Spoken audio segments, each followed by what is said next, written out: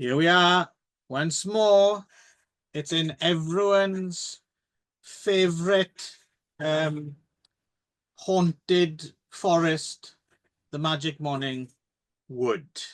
But it's a nicely haunted in a lovely way.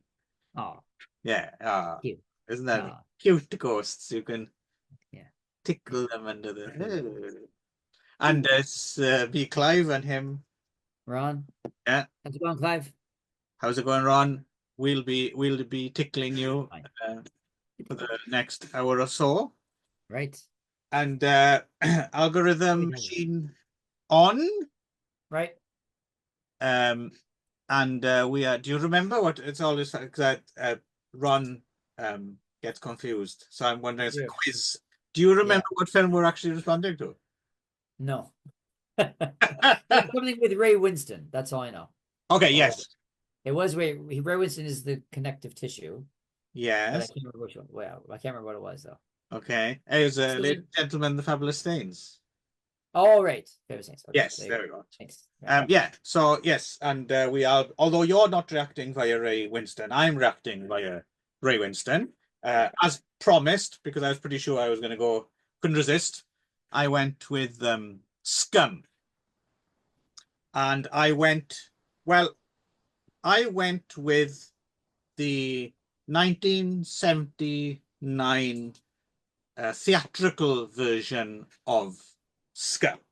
But there's a little bit more to it than that. So, did you by any chance have time to watch the other version of SCUM? I did. I watched Scum. I watched Dog Pound, Okay. and I watched Bad Boys. Oh wow, you did all your homework. I did all three. Yeah, yeah, You yeah. ate all your greens. Good boy. You Yes, get I did. extra dessert. Yes. Um, God, I'm getting Yeah, yeah, excited I already. was really, and then I think you sent me another one, which was like a TV version. I'll Of link it. Scum, yeah, yeah, Yeah, yeah. no, so that one I did not watch. Ah, So okay. So you yeah, didn't so that watch, one I did not watch because right? I really just had my fill of juvenile delinquent movies, and I was like, I don't think I could take another one. So Fair enough. No, it's not necessary. I just thought if you know if you had the time and inclination or whatever. So, but we should. So the backstory is so basically starts with a teleplay by Roy Minton. Was commissioned by the BBC for their play for today, Strand, and Scum, written by Ray Minton and directed by Alan Clark, was made for the BBC in 1977. Uh, the BBC immediately banned it from broadcast because they figured it was just way too controversial. And I don't think it got screened until almost 10 years, like the early 90s or something. The original BBC version of Scum went unseen. right, So in the meantime, they decided, okay, well, let's do a theatrical version for release into theaters. So that kind of by BBC couldn't do anything about that, right? right. So, and that came out in 1979, and that's predominantly what we're going to be talking about. They're quite close, and Mhm. there are some kind of notable differences, and there are differences in the cast and stuff as well. But yeah, just to make plain what we are talking about, it's the um, 79 version, right? Right. This was not a film you'd seen before.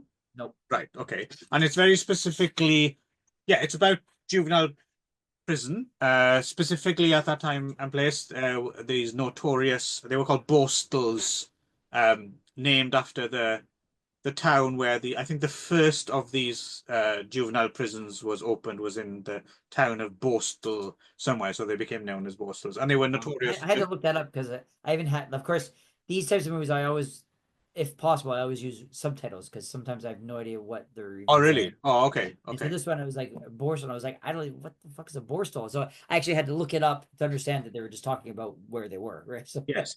oh, There's okay. there's a Sham 69 song, Borstal Boys. I don't know if you're familiar with that. And yeah, so they were notorious just for being um yeah, pretty much kind of uh kind of quite, well, very strict, kind of almost kind of fascistic, no nonsense kind of, you know, uh, don't spare the rod kind of institutions that were, yeah, pretty much kind of notorious for brutalizing their and becoming kind of little criminal factories more than. Well, yeah, I mean, that's kind of the point of this movie, right? Is that they kind Yeah, of point yeah. out the fact that it's creating more of a problem than it was solving, right? So So yeah, so Ray Winston in pretty much the role that made him, right? Like made this him. is, I mean, in some ways he's still kind of in this mode. I think people tend to think of Ray Winston in this swaggering kind of tough guy mode, Of right? course, doesn't start in that way, though, right? Well, I think he is still. I mean, because he's been transferred for beating up a warden in another place, right? That's But why. she retaliated, though. He Yeah, said that. yeah, yeah. Yeah, But he's someone whose reputation has preceded him, right? So he rocks up at this Borstal, and yeah, basically it's him. He becomes the daddy, right? He becomes the. So it's a film about how uh so even like the guards, from the guards on down, it's institutionalized mm, violence, right? Because they they turn a blind eye to certain goings on as long as there's a pecking order, right? As long as someone's at the top, keeping everyone else in line, yeah. and so it kind of prevents chaos. But in allowing that to happen, yeah, they're it's systematic bullying from the top Mm, down, yeah. right? Um, and this manifests in, there's a lot of the one difference between this and the TV version, there's a lot of they couldn't get away with the swearing in the TV one, Mm, but there's a lot of swearing and there's rape and suicides, and it's a pretty grim picture, right? mm, Um, yep. yeah, considered yeah, well, pretty hard hitting when it was new. Kind of stands up, really. I would say it's still pretty kind of shocking. It's funny actually, um, looking watching the TV version, how times have changed. It's interesting how they don't say the F word in the TV version. There's some either minor swear words, but they don't say fucking where they do in the film. But the film's got an awful lot of racial stuff in it, though. Oh, yeah. Yeah. And you're thinking how times have changed. Like now, that stuff would be much more offensive than Yeah. Yeah. the fucking, right? Yeah. Yeah. Um, but so yeah, basically, it's a portrait of yeah, institutionalized violence begetting more violence, really. And yeah, with Ray Winston at its center, giving this kind of a bit of a powerhouse performance that made people notice him, I suppose. How did you get on with Alan Clark's Scum? Well, as I was watching it, I was like, I gotta remember to ask Clive this because it was something that stuck in my mind. Is um, I'm just wondering, is every British movie from like the 70s, early 80s, uh, Fucking is miserable. is everyone this grim, or is it It's just that funny. you just like like grim as these movies are, or are you just choosing them? No, it's funny. My wife has a theory about that as well. She's whenever we're about to watch a British film, she's always like, "Oh, is it going to be really grim and depressing?" Yeah, Yeah. yeah. Okay. Because like as I said, is every single fucking British movie from this time period grim and depressing, or is it just the ones that you choose? Well, I don't know. We do it pretty well, I think. You Yeah, do I do. don't know. It's funny. Yeah, there does seem to be. Yeah, it's either that or Richard Curtis comedies, right? Like Yeah, you're right. Yeah. So Notting Hill okay. or some Yeah. shit like that, right? But Yeah. Yeah. Yeah, it was yeah, of course it was very hard hitting. Yeah, it was really entertaining. Really it was a good watch. It's yeah, fucking grim. Really fucking grim. Yeah, like really, yeah. Um uh although uh it interestingly, watching the other two movies, Mm, the Canadian remake and then the Sean Penn ripoff, mm. um, put some perspective on this that I didn't get when I watched it the first time. Which was that uh uh well, I mean, I didn't really get it when I was watching it, but for example, specifically the Dog Pound, the Canadian remake, Yeah, what they tried to do. Did you watch I Dog did. Yeah, Pound? yeah, yeah. Yeah, yeah. Uh, I thought first of all it was really interesting to compare those two specifically because it was really like representative, like a microcosm of our our cultures kind of Mm, put next to each other, like how my culture and your culture approaches the exact same story, right? Which is I yeah. thought was so great. Which is that yours was like really grim and depressing, and mine was like trying to be more kind, right? And like What do you think? for example, I'm trying to remember like some of the like because they're the same tent poles are in both movies, Yeah, right? Like we should. So we should say we'll get to Bad Boys later. yeah, That's a slightly yeah, different okay, thing, but okay, we right, should yeah. say that Dog Pound, amazingly, is a straight up, totally uncredited, but it is definitely a remake of Scum, Oh isn't yeah, it? it's yeah, same From exactly the same Yeah, tempo. from 2009, same beat, same basic shape of the story. Like I'm surprised it hasn't like. I'm surprised I'd never actually heard of Dog Pound before, and I'm also surprised no one's kind of tapped it on the shoulder and said, "Hey, Dog Pound, you're By the way. nicked," you know. Well, I mean, it's on IMDb as a remake of Scum, so I mean, I Yeah, but if you assume it's watch the film, there's no like base mention on of the it. screenplay. Remember, Yeah, yeah, I yeah. was even looking through the end credits. I thought they might have cheekily at least put in a thanks to. They might have put Roy Minton or Alan Clark or Ray Right, Winston. yeah, Nothing. They yeah, yeah.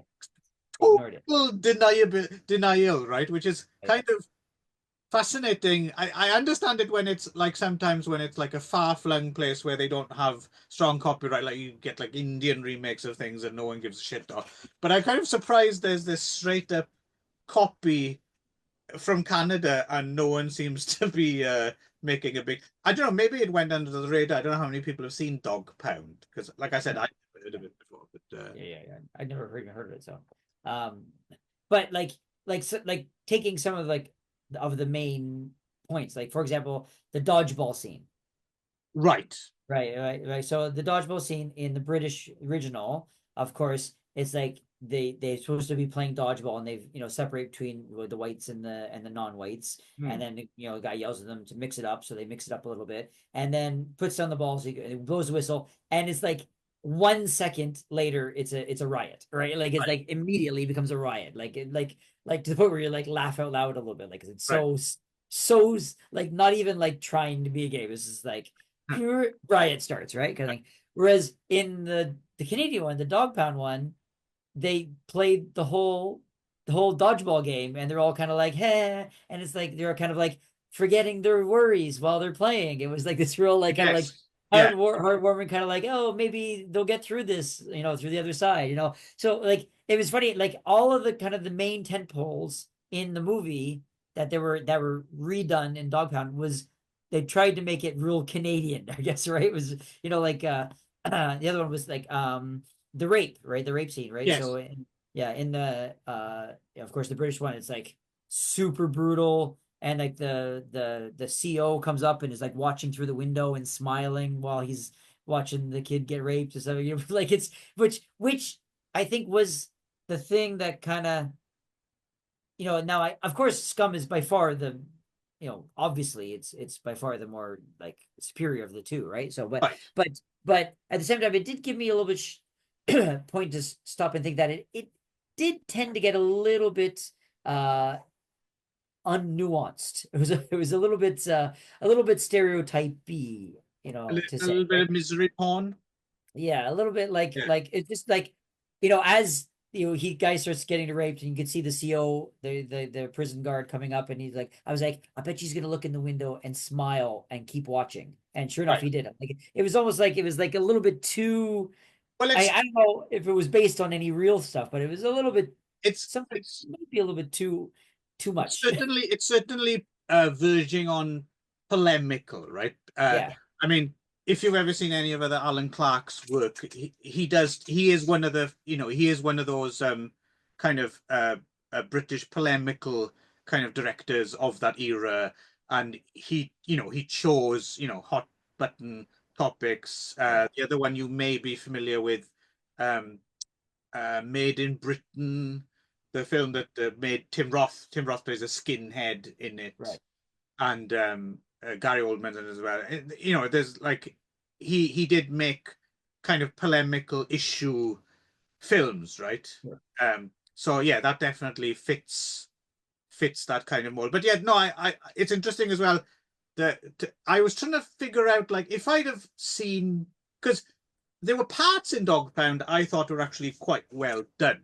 Yeah. For instance, there's a bit um where the original daddy, who before he's usurped, he's bullying the Davis character, right? Who's the one who commits suicide in all these versions. Right. Um, there's a bit where he bullies him and manages to get his shoes off him. Yeah. I thought that was really well done, because it was that gradual kind of menace, and you're like, fuck, don't give him the shoes, but at the same time you're like, Yeah. Yeah. yeah, that I thought that bit was really well done. It was very, very almost documentary like, that scene. Right. Yeah. Yeah. Yeah. So there were parts that were good. It's definitely the loser of the three when you compare so in the original there's the notorious um uh, pool balls in the sock, and then Yeah. in the Sean Penn one it's soda cans in the pillowcase, and this one's Sure. quite pathetic. It's just he hits him with a ping pong Yeah, racket. yeah, yeah. Well, that's right. That was the kid. There was the nice Oh, way yeah, of doing it.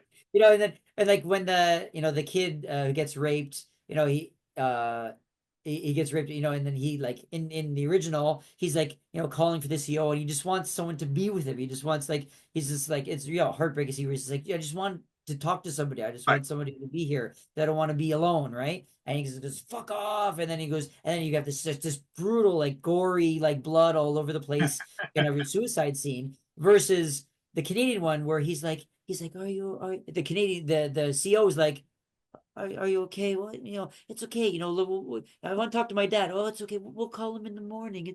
Don't worry. Right. You'll be okay. And then he goes underneath and he's crying and he pulls up the covers and you just see a little bit of blood running through the covers. So it's all like covered up. Like it was so British versus Canadian. Like I thought that was like a really stark like Yes, yeah, no, it is image interesting. to, But to, but what way I to was trying to handle figure out it. most about Dog Pound was, like I said, some parts are quite well done. I was just Yeah, thinking, if I've just come across Dog Pound on late night TV or something, and I'd never seen Scum, right. and it's very difficult for us to put ourselves, because we have Yeah, just for sure. watched it. But I was trying Right. to figure out, would this like work? Would this film, like, is this quite good if it's not in the shadow of Scum? But then again, I suppose that's slightly unfair, because it is a rip-off of Scum as well, right? Yeah. So I don't know. I was trying to figure. I couldn't quite put a hat on, or get my hat on about Dog Pound, whether it was like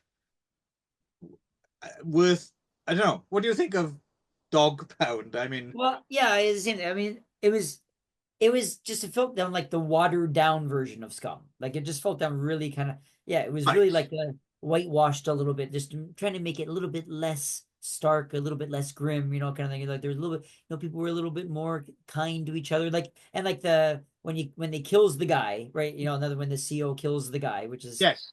kills the kid in the first one, like he just outright fucking just kills him, right? Right. So yeah, right. And then but in this one he kind of like just happens to push him back and he just happens to hit his head and oh no, it was an accident. But the first one, like he just fucking killed him, right? So it was Does a officer kill a kid in the? I don't think they do kill a kid in Scum. in the original one, yeah, it's the same. That's the isn't it that the dead part wasn't there was two of them, right? I No, think no, there was. the riot in the original happens because Davis commits suicide. Yeah, but there's And also then there's another kid before that dies too, right? That didn't the CO kill him? no, no, no, no. Because that's Maybe what I they I did. watched too many of these movies and I got them mixed up Yeah, though. in Dog Pound, that was the thing they added, was that one of the kids was deliberately killed by the one Are of you the sure? I original. thought for sure there was something that where the series No. first. There's no outright kind of manslaughter by any of the officers But in. there's another kid that dies. There's two kids that die, right? That was a suicide as well. There's a kid he slits his Oh, and the because thing has to yeah, be all. because of his wife died, right? Yes, Yeah, exactly. because Yeah, his wife died, right? So yeah, that he yeah. wasn't allowed to go out to see his wife, right? That's right. Yeah. Okay. Okay. So yeah, but it's understandable why you would get them mixed up. But then again, to your point, the one hand you could say watered down, but the other thing I would say in possibility its defense is because you were saying the first one might be over egging the pudding a little bit. You could even argue that Dog Pound could be more realistic. Yeah, well, I mean that's what I was saying is that even though Scum was more hard hitting and Right. Dogtown felt more kind of watery, for lack of a better term, but it did make me reflect on the original one, which made me think that it was that maybe this one has that this more nuanced approach probably is less hard hitting and less gets the part across, but it's less a hammer in your head. But at the same Right. time, it did feel a little bit more realistic. It made me reflect that maybe that one was a little bit. The original was too, as I said, unnuanced. It was just too much, almost a stereotype like this. Yeah, well, it definitely Like has. mustache twirling COs and stuff like that, right? It has So a point to yeah, make. Right? Clearly yeah, it's taking a bunch of different events that maybe might have happened in real life across 5 years or something and right, making them all happen within a fortnight or something like sure, that, yeah, right? yeah, So it looks like a proper kind of hell on earth. Interesting. I was talking to a friend of mine who went to boarding school in like the 70s, I guess, 70s, 80s in New Zealand. And he was saying to obviously nowhere near as extreme, but he was saying going to a all male boarding school like wasn't a million miles away from just into not so much the rape and suicides necessarily, but like just the general kind of bullying kind of. mm, So and there's something about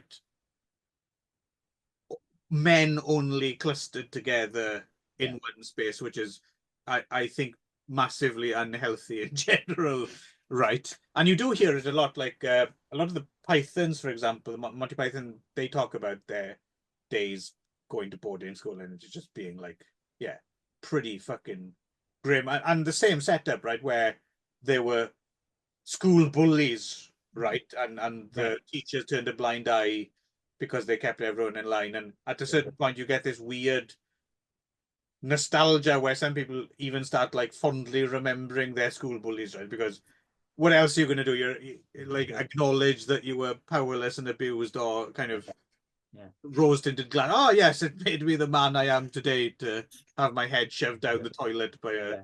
older boy twice my Yeah, size, some other bullshit, right? So yeah, Yeah. yeah. Um, Uh, yeah, so no, yeah, that's yes, it is. So in the middle then we have Bad Boys as well, right? From 1983.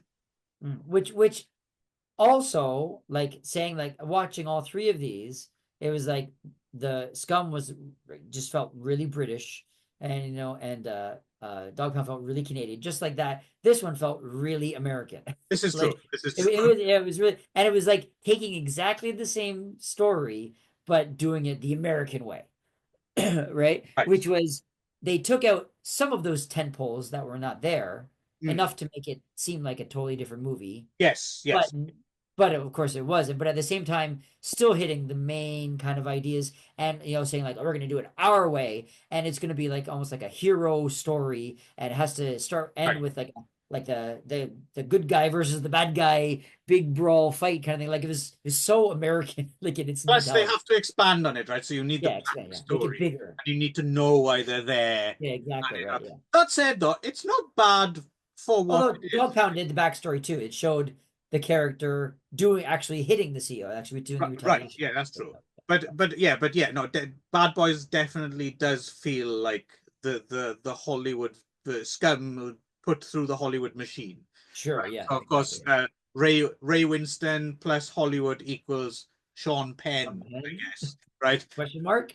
Uh, with Reddy Santoni, Clancy Which Brown. was he would have been like this is like the year after Fast Times too, right? Yeah, Which yeah, is yeah, yeah. like good for him for like really not getting pigeonholed and like I guess I Yeah. think probably I don't know how unpopular this movie was, but I assume those two choices would have had a lot to do with him not just being Spicoli for the rest of his life. You know what I mean? Yes, I'm sure yes, that this movie probably helped him to become more of a dramatic and yeah. respected But actor, I that's think. the thing with Sean Penn, isn't it? Is Sean Penn is always kind of, in terms of at least my uh appreciation of him, he's always getting in his own fucking way, right? Like, Yeah. 'cause he is Yeah. Wow. he's a good actor. He's Yeah. always been a good actor, but he's Yeah. just so fucking earnest and annoying that Yeah.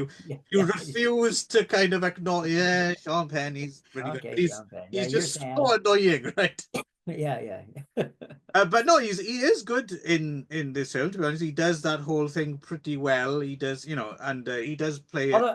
Although I mean, to be honest, I mean, yeah, he's fine, he's good, but like Ray Winston was like he was a he's a big guy, right? And you could kind of like I could accept that, even that he could fight back against the bigger guys and still become the daddy, right? And same with Yes, the kid in whereas he looks visibly much smaller than most of the other people in this movie, Sean Penn, right? So it's a little bit harder more of a reach, I think, for him to be. Yes, he's supposed uh, to be a hard kid, but at the same I'm time, wondering.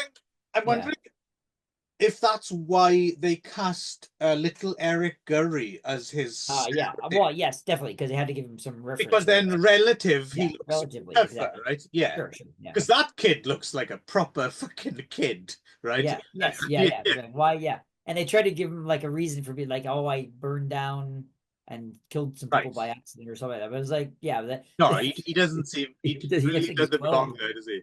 Um, but no, I know what you mean. Like, yeah, if I was walking down the street and Ray Winston got in my face, I mean, I would probably back off and be quite frightened. I don't know if I'd be quite so frightened of Sean Sean Penn. Penn. Yeah, exactly right.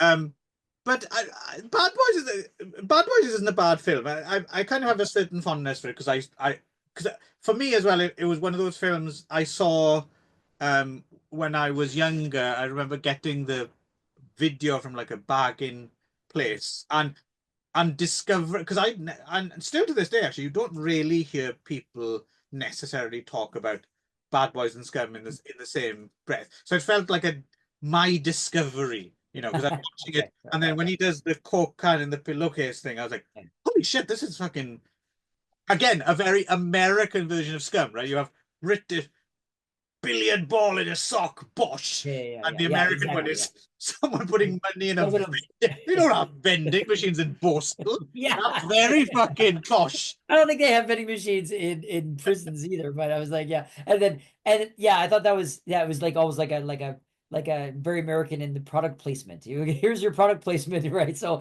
and it was like, and it was also like that. I mean, took small. It's a nitpicking, but like if you hit someone with a pillowcase of Coke cans, then fucking they break open. The Coke would spray everywhere. Like that, like there was like it was immaculate that pillowcase after he's done with it. So. Um, yeah, from the director of Halloween 2 and The Birds 2 and a lot of TV, Rick Rosenthal. But so what did you actually think of Bad Boys? Did you think it was okay or did you just thought it was I mean, it was fine. I right? was I was getting a little bit like, Borstal tired, at that point, like a little bit like, okay, this is the third movie in the row, exactly the same kind of thing. But, I mean, Jump In was fine. I get now. I always kind of wondered how he made from Spicoli to being the guy he is, the actor he Right. is today, which this kind of puts a little bit of a piece in place for me for his career, I think, So, but yeah, I mean, it was entertaining. It was fine. Yeah, it was yeah, but as I said, it was an interesting kind of like three tentpole, like kind of like, you know, microcosm of three different cultures, the way they handled the same Yes. story. I I'm thought that was interesting. I'm glad we watched all three because well, I didn't know about the third one to it, but I certainly I was I really wanted to do Scum, but just because just on its own, Scum is because it's such a just bosh, there you go, there you are kind of thing. It's like it's a hard hitting and it's very well done, and I understand, but I don't know how much there is to say about it. Right. Yeah. Yeah. But Well, I mean, to juggle all um, three is kind of interesting. yeah. I also would like to say, I mean, of the three, I mean, again, they kind of went their own way in a lot of them. Another example between, or two more examples between Dog Pound and Scum that Hmm. made it different was the Archer character.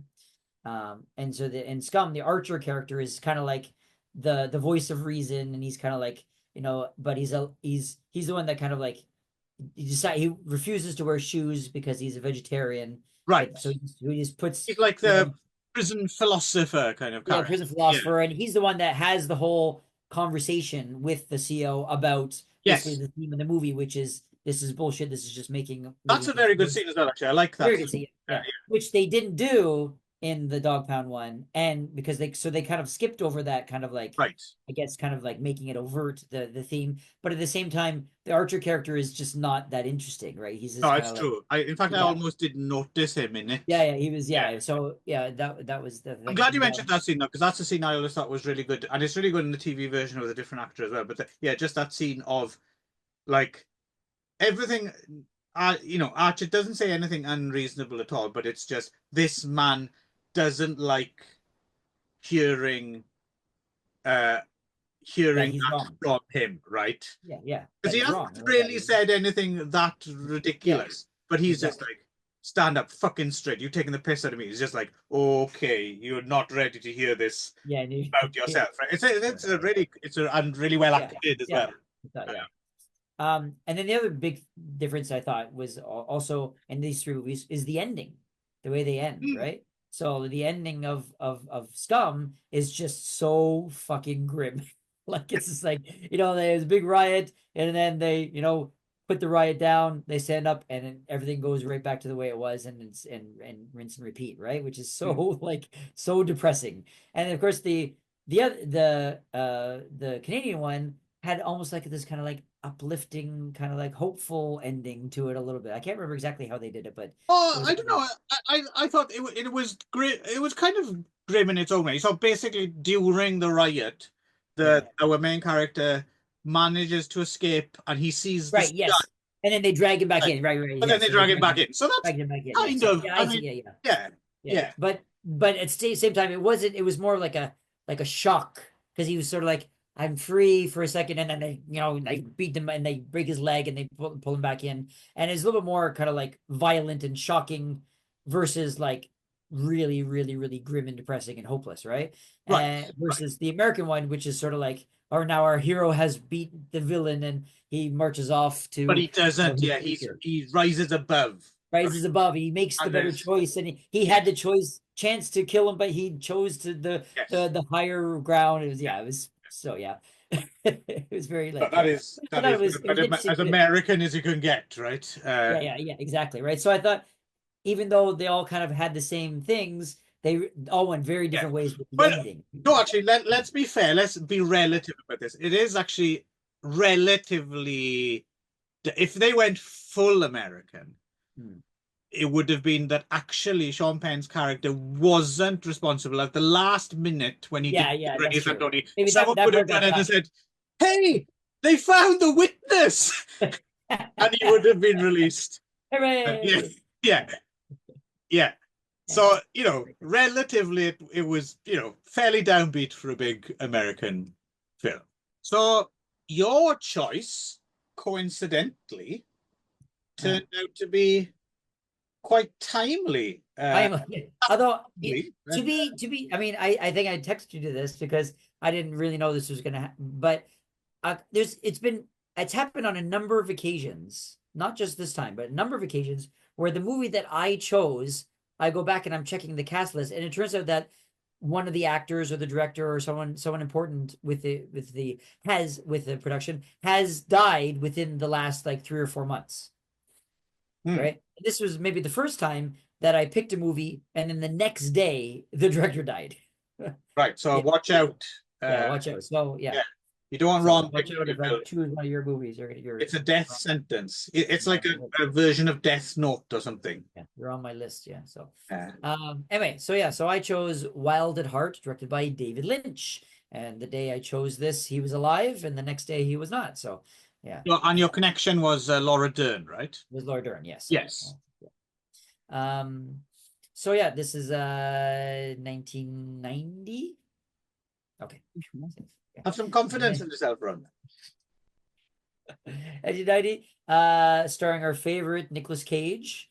and Laura Dern. Also, Willem Dafoe, J.E. Freeman, Crispin Glover has a small role. Friend of the Diane show. Ladd.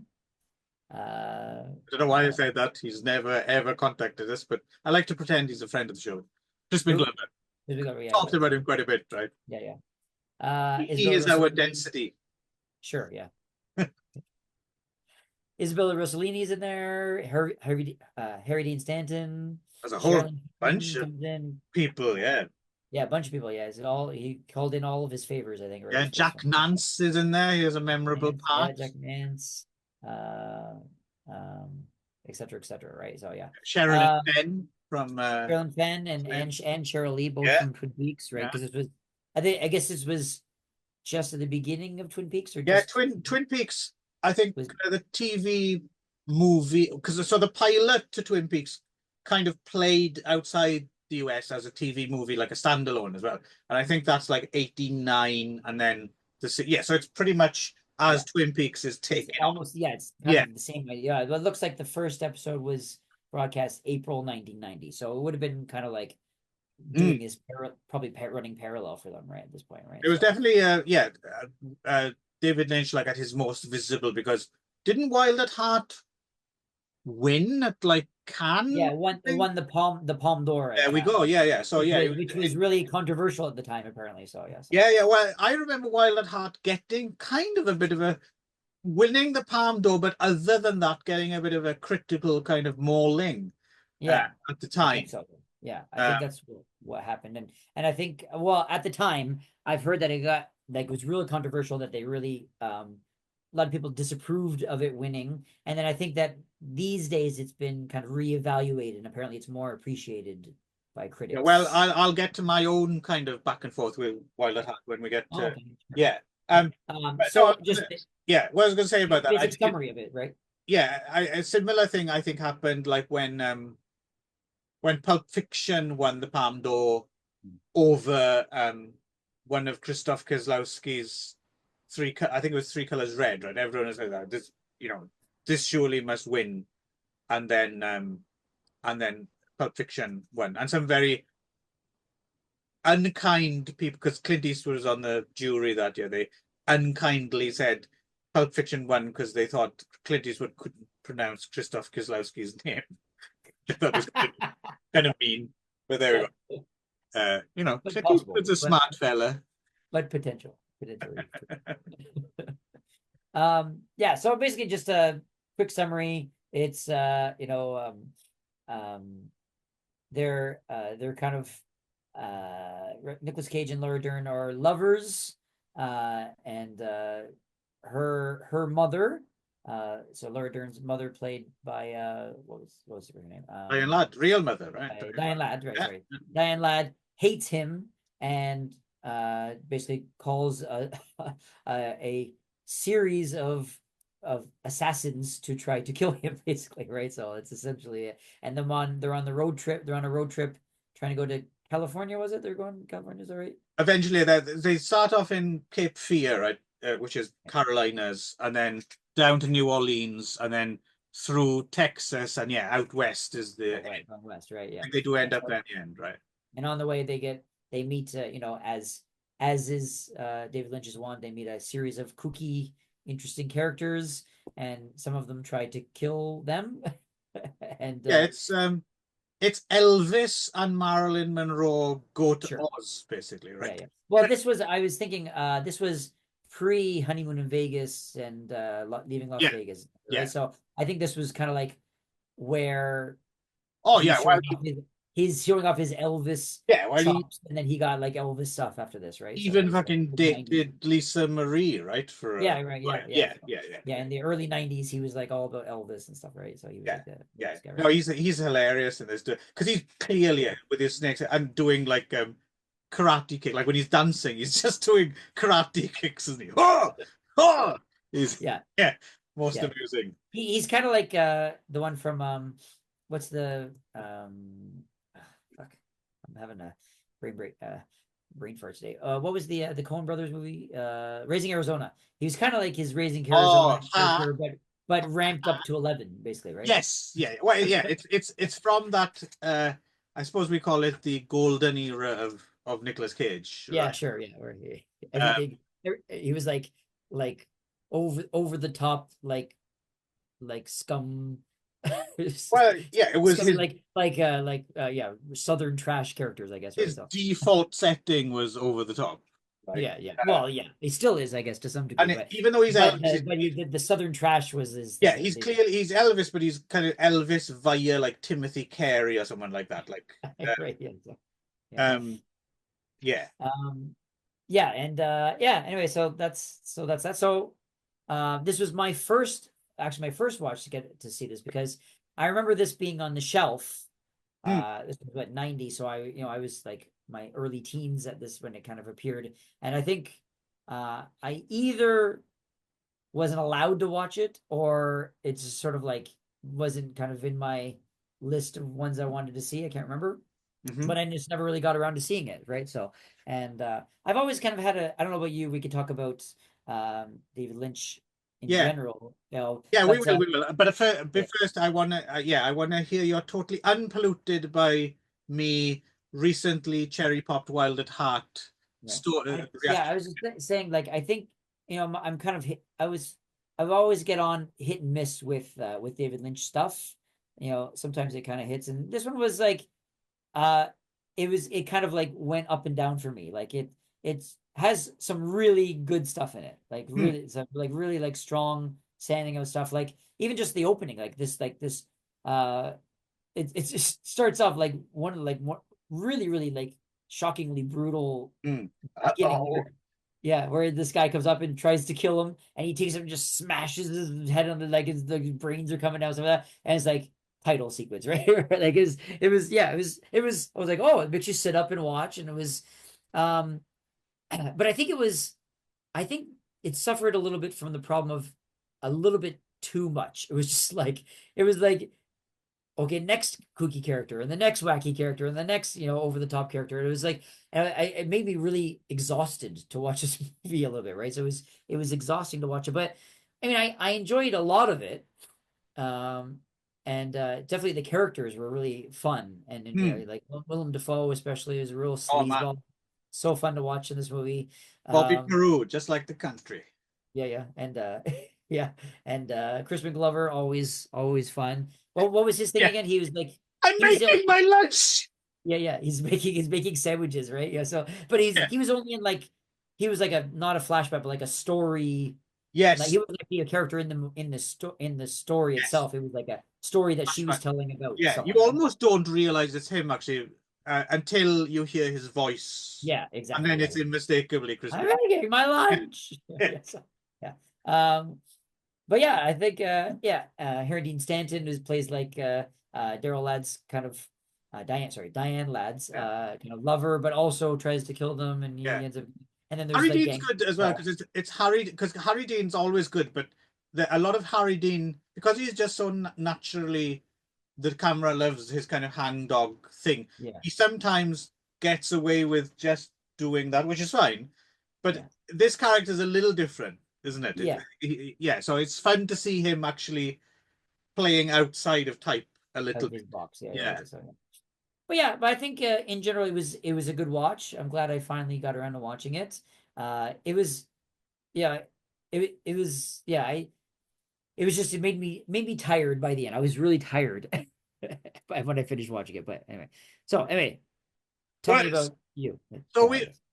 oddly enough, I've actually talked just in passing a little bit about Wild at Heart with Nick on our literary effect show Okay. because so This uh, is based on a book too, right? yeah, so based on a book by Barry Gifford, and this is the collected Sailor and Lula stories. Oh, okay. There's Oh, they're seven. all short stories? No, no, no, they're like novellas, I guess. Oh, okay. Yeah, of which Wild at Heart is the first one. So And these are all like, they're all kind of connected by the same characters. yeah, they're all Sailor and Lula stories, pretty much. Okay. So for literary effect, we did the second book in the series, Perdita de Rango, which was also turned into a movie a few years later. And Perdita Durango is the character that Isabella Rossellini plays Right. in Wild at Heart. So she's center stage in the Perdita Durango, well, especially the movie version. Right. So we talked kind of briefly about Wild at Heart. Who played Perdita in that one?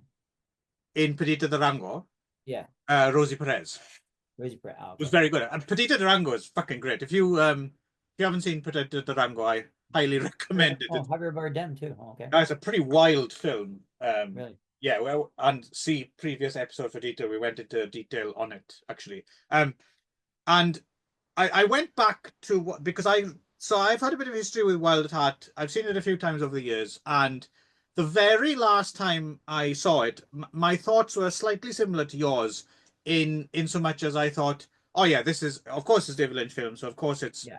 it's interesting and it's filled with great Sure. moments or whatever. Yeah. But yes, I thought, hang on, it's verging on almost like cartoonishly overstuffed and Yeah.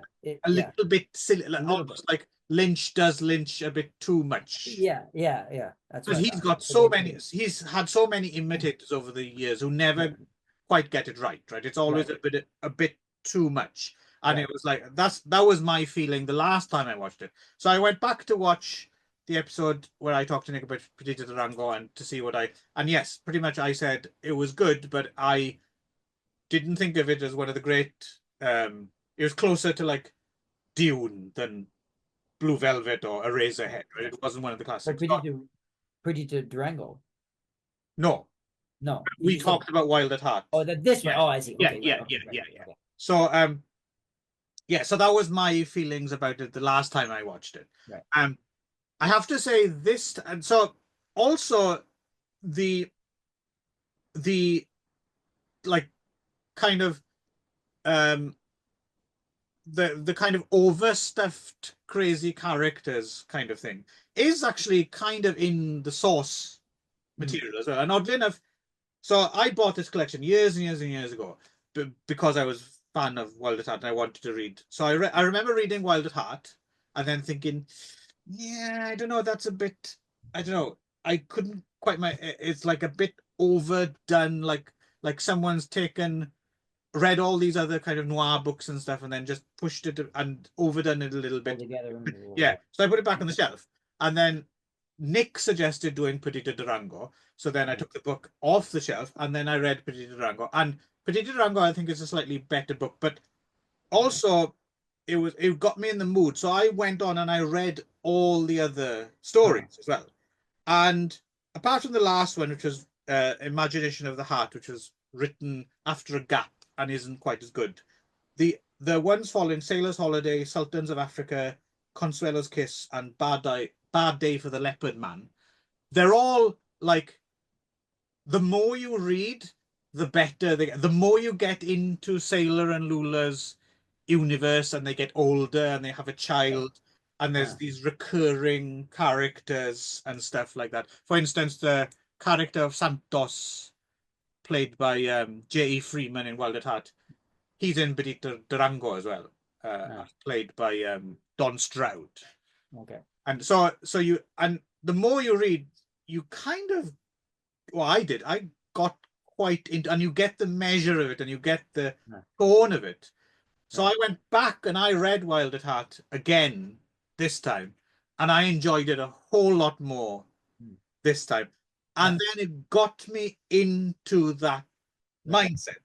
So this time watching Wild at Heart, I just really enjoyed it from beginning to end. And it didn't bother me the over the top cartoonishness of it because I realized it's kind of a piece, and Barry Gifford and David Lynch are totally In sync.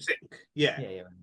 So yeah, I think that's the key there, is that I think this movie you have to go into it with the proper mindset. You have to know what you're getting before you get it. Yes. So that's why I think when I was saying that the critics apparently like trashed it when it first came out, and now I've kind of reevaluated and have come around to it. I think it's just a second watch movie. It's like a or third or fourth even. Yeah, third or fourth. But this time it all made sense, and I could just appreciate. I'd like to see it on a big screen actually because it's a fucking amazing looking film. shot by Frederick Elms, and Angela Badalamenti did the music, right? Nicolas Cage regulars, and yeah, and it looks amazing. There's some great set pieces. That whole bank robbery thing is hilarious, and Yeah. it's just and the thing that's worth mentioning, though, the thing that Lynch brings to it that isn't in the source material is all the Wizard of Oz stuff. Oh yeah. And I would say that was the weakest stuff actually. Is Okay, that, okay. yeah. I was gonna mention that. I was like, I get like the Wizard of Oz references, but it got a little tired and a little bit, so I'm not surprised to hear that wasn't from the Yeah, original source that's material. not in the book at It all. seemed it seemed a little bit kind of shoehorned in a little bit, which I'm not sure why. It didn't seem necessary for me. So Yeah, well, it isn't a long time or Lynch obsession, to the point that a couple of years ago there was even a documentary came out called Lynch Oz, which oh is a whole bunch of different filmmakers, including John Waters. Actually, they direct different segments or narrate different segments about David Lynch's obsession with Wizard of Oz and how it manifests in his mm, films. So it's quite interesting. It's okay. clearly the Wizard of Oz clearly um, inspired David Lynch from a very early Yeah, age, right? yeah, sure. It's that, and I don't know. David Lynch seems to make films that come from like I don't know, and some parallel version of the 1950s or something, right? Like, Yeah, yeah, sure, yeah. um, but so yeah, we were going to talk about Lynch at large, right, as well. So it's interesting. So you chose Wild at Heart, and then he died, and it's like, oh fuck, we're not going to get any new David Lynch movies. That sucks, because I massive. Didn't fan, Like yeah. so many people, I can't say enough good things. I mean, certainly one of the most important directors in the world in the latter half of the 20th century. Like, Right. rewrote the possibilities of what you can do with cinema. Right? Sure. Yeah, yeah. Okay. And then after he died, I was like, oh, okay. And then I thought, what a shame that, even though you didn't choose it for that reason, I thought, what a shame that the film we're going to talk around to represent David Lynch Is was. not one of the better ones. Yeah, that's what I thought, right? And I Yeah. was a bit trepidatious, and but anyway, I went to, and I have to admit, now after getting on board with it this time, I was like, no, no, no. Actually, this is just as personal as any of his other Mm, films. Like, right. I now hold Wild at Heart in greater esteem than I ever have. I kind of get, and it's not. In your heart. In your Huh? wild heart. In Yeah, you hold it yeah. in I'm your I'm wild heart. wild at heart and weird on top, For right? a wild heart. But Yeah. yeah, it's not just because he's died or whatever. It is just because I needed to see it a few times and go through these different stages and think about it. And now I kind of see it for what it is, and I really deeply. I still don't think it's. Very few things are blue velvet. Very Right. few things are a Razorhead, right? So I wouldn't go so far. The other one, actually, I would like to rewatch. Another one I really enjoyed, and another one Barry Gifford had input into as well, but that I haven't gone back to, and I'm wondering if it might click even more with me now, is Lost Highway. Right. So that's one of the Well, ones. I mean, Yeah, we're reacting to this one, so you can choose any David Lynch movie you want next, right? yeah. I probably won't choose that, but No. I would like a reason to revisit it for sure. So how about you? I mean, do you have like a favorite Lynch, or any kind of anything? Well, as I said, I kind of, I mean, I appreciate Lynch's kind of contribution to filmmaking, and as you said, he's, you know, like one of the greats in terms of like what he's brought to, Hmm. the cinema and stuff like that. But I myself sometimes, and with David Lynch, you have to be exactly in the right mindset for it. Like I used to, so some things I've watched and I didn't really get on with just because I wasn't in where I should have been to watch it, right? I mean, but I was huge Twin Peaks fan, so I used to love watching Twin Peaks. But I remember seeing um the is it Lost Highway? Which is the one with um Blake. What's his name? The Robert Blake. Yeah, that's Lost Highway. Robert Blake. Yeah. That's Lost Highway. Okay, yeah. So I remember seeing the I get mixed up with Mulholland Drive sometimes, but I remember seeing the preview like a trailer for where that scene where he's like in the bar. Do you remember that scene in Lost Highway where he's in the bar talking to the main character, and he's like, and he calls his house, and it's like Yes, him. yeah, He's he's on at the the phone at his party and house. yeah. Call your house, and then it's him. But he's and I was like, fuck, that's fucking amazing. I was like, just like blew my mind. I fucking love that. Right, But then when I watched the movie, it kind of like didn't quite get on with the whole thing, right? So right. that's why I always find like elements that just like fucking just great, right? Really great. And then other elements which I don't connect with as much. But again, I think David Lynch is just someone that you have to watch it multiple times to really get. Yeah, I think yeah.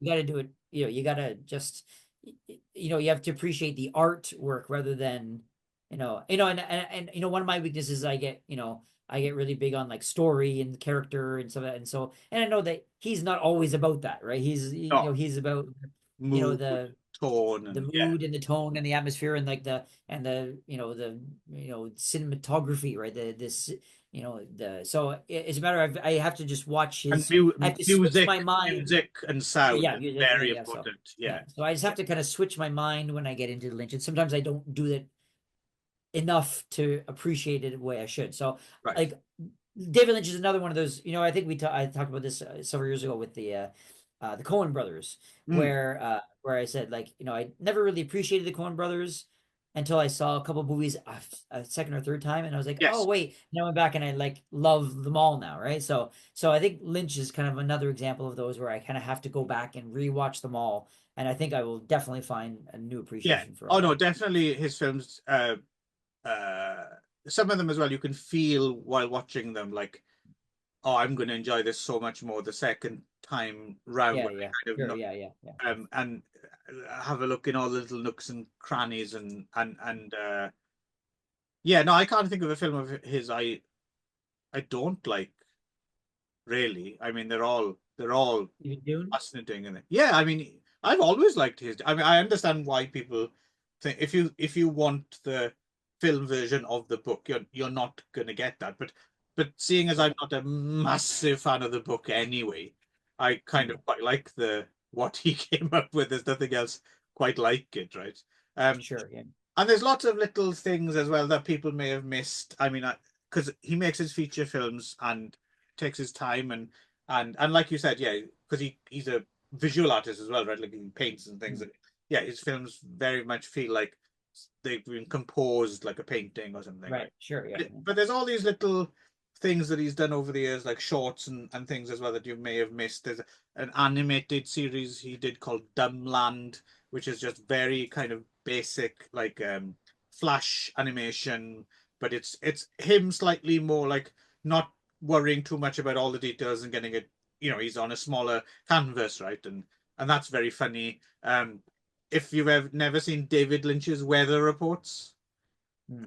they're wonderful. Like he did this, like I don't know for how long he did them, but for a while he was doing daily weather reports, but they were like never. They were all pretty similar. They were just like, "Hi, David Lynch, L.A., beautiful blue skies, sunny day. See you tomorrow." And then the next day would be the same. And then every now and again, something really super fucking weird would happen in the middle of an episode. And yeah, just conceptually, I mean, yeah, what a massive inspiration on me, I have to say. Um, Hmm. yeah, Did you just see Empire? yes, Inland Empire. Another Harry Dean's got a great part in that as well. I went to a theatre. I went to Abyss to see Inland Hmm. Empire. Actually, I remember with the missus. Um, no, it's all good. It's that's the only thing is I've seen it all. So unfortunately, there's nothing new coming. So I can only go Have back. you seen all of his shorts? He has like I think so. Yeah, unbelievable number of shorts. So many shorts, right? yeah. I think I saw most of them. The last one that got a lot of traction because he puts these up on his. Oh, he did put them up on his website, right? I think. And but the one that lots of people saw a couple of years ago. Did you see that one where he's like a With the interrogating a monkey? talking monkey? Yeah. Yeah, the talking monkey. Yeah. So the what did Jack do, right? Yes. Yeah, that was Yeah, yeah. that was that was great. Yeah, And I did see oh, that. That got like I think he got nominated for an Oscar or something. Okay, that was very good. And he makes made music videos because he made music as well, right? He had a Yeah, Moby. He did a Moby music video. yeah, well, for his own music because he's he Oh, put okay. an album out for years, a Happy Clown Time or something, and he did the music video for A Good Day Today, which is a great song. I remember that song's like one of those songs that almost makes me cry. Mm. In fact, the first time I heard it, I did cry. I don't know why. There's something about that song that just Uh-huh. poof, right, like What's it called again? Good Day Today. And he Good did the day. video for it as well. You can find it on YouTube. David Lynch, Good Day Today. The video's really good as well. Although I do remember that you didn't really get on that much with the Twin Peaks reboot. No, no, no. I loved that. Oh, really? Because I remember we talked about it when it came out, and I thought I really liked it, and I was like, "Oh, that you should watch this." And I remember I watched it first, and I Yeah, said, "Oh, you really love it." And I remember there was like one episode or something that I thought, "Oh, you'll really like this episode or yeah. something," and then you were like, "Meh," you were kind of like, "Meh" about it. Really? I don't remember. I remember enjoying it all, but Oh, okay. maybe as we went episode by episode, maybe. But looking back in retrospect, the whole thing Right. Yeah. certainly worked. I mean, I probably enjoyed it more than I did the original series, I think, Oh, right. because the original series did get it got a little like when he wasn't directing episodes, Right. it got a little bit watered down and Uh, people trying to like, oh, what would David Lynch do? And it wasn't. But still, as a whole thing, it's a fascinating experiment. WWDLD. Yeah, it's one of the weirdest things that's been on like mainstream television that Yeah. everyone was watching as well, right? That's But interesting. I didn't realize this until just recently. But Twin Peaks was only on for like one or like two seasons. It was like 30 episodes. yeah, yeah. But Quite it was short, but it still like yeah, loomed so large, and like it seemed like it was on for like 10 years or yeah, something, but it was really captivated people. short.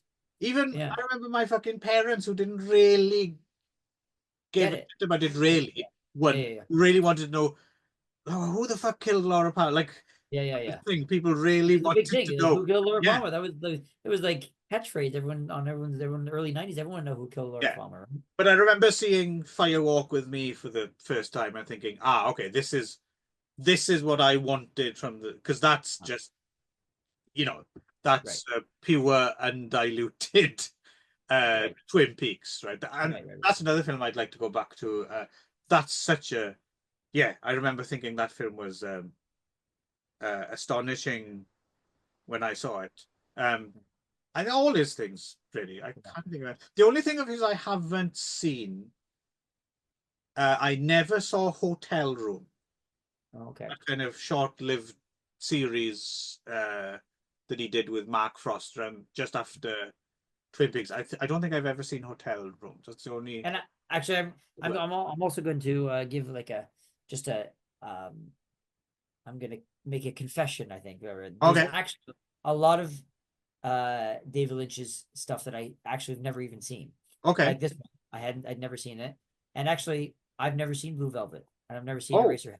oh, Yeah. oh, Which oh. is incredible for me to say. But yeah, it's like always been on like my list of things to see and I haven't got around to it. So definitely I think especially with him passing away, I think definitely I'm gonna go back at some point whenever I have time Yeah. to go revisit a lot of this Well, stuff. I mean, I'm, you know, not to, you do whatever you like for our, for our next show where we're reacting, but I'm happy to go back to any of it. So, Right.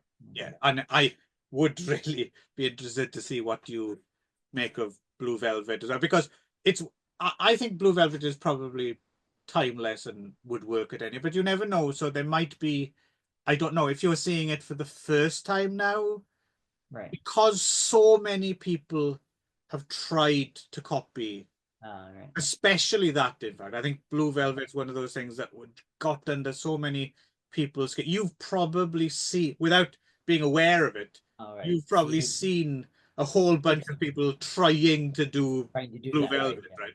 So it would be fascinating. Um, I suspect it would probably still would hold up, or you'd have the response you would have had either way if you saw it then or now. Right. But anyway, yeah, no, a great talent. Rest in peace and all that. Um, yeah. Um, so I guess yeah, see you here again next time All when right. we'll be reacting to Wild at heart. Yeah. All right. Rockin' good news.